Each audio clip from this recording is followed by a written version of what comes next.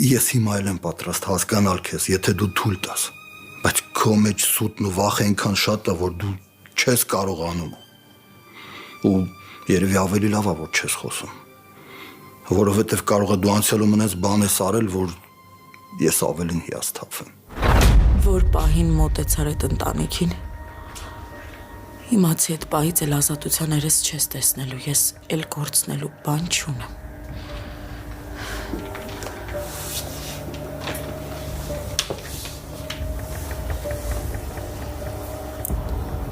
Հուսամ փողերից հետս այդ տնից դուրս եկել։ Կամ քեզ իսկական սիրող տղու նման պահի, կամ հանգիստ թող Մագդային էլ իր կյանքն է, լավ։ Չհասկացա այդ։